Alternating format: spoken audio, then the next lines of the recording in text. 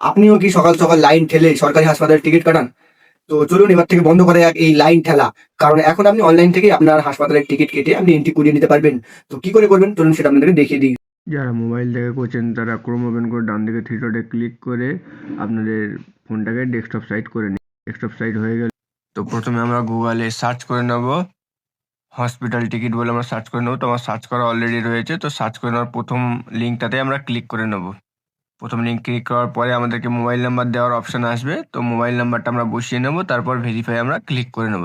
তো চলুন, mobile number আমরা বসিয়ে নিয়েছি, ভেরিফাই ক্লিক করে নিয়েছি, তো একটা ওটিপি আসবে, তো ওটিপিটা আমরা এখানে বসিয়ে নেব। বসিয়ে আমরা সাবমিটে ক্লিক করব। ওটিপি বসিয়ে সাবমিটে ক্লিক করে নিয়েছি। তো হসপিটাল নেমটা আমাদেরকে প্রথম চুজ করতে হবে, একদম সবার উপরে হসপিটাল নেমটা সিলেক্ট করে নেব।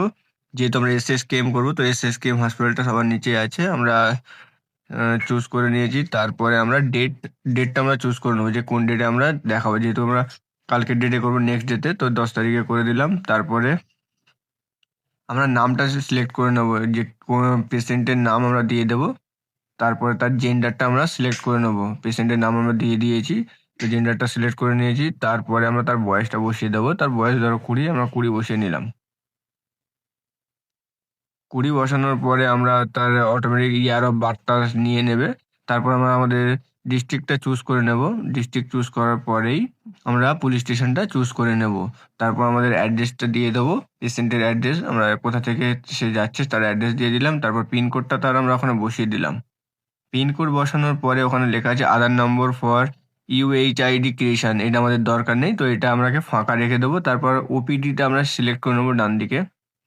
ওপিডি যেহেতু আমরা মেডিসিন দেখাবো, তো আমরা মেডিসিনটা চুজ করে নেবো। তো ডান দিকে দেখতে পাচ্ছেন মেডিসিন চলে এসছে। তো মেডিসিন চুজ করার পরে আমাদের এখানে ডাক্তারের নামও শো করবে।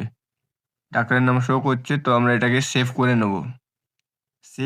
সেভেতে ক্লিক করার পরে আমাদেরকে মোবাইলে ওই প্রথম মোবাইলে একটা ওটিপি আসবে, ওটা আমরা বসিয়ে নেব। বসানোর পরে ওটাকে আমরা সেভ করে নেবো। সেভ করার পরে আমাদের সামনে দেখতেই পাচ্ছেন হসপিটালের টিকিটটা আমাদের সামনে চলে এসছে। তো এটাকে আমরা সেভ করে নেব। আপনারা চাইলে ডাইরেক্ট প্রিন্ট করতে পারেন বা সেভ করে যে কোনো সাইবার ক্যাফে গিয়ে এটাকে প্রিন্ট করিয়ে নিতে পারেন।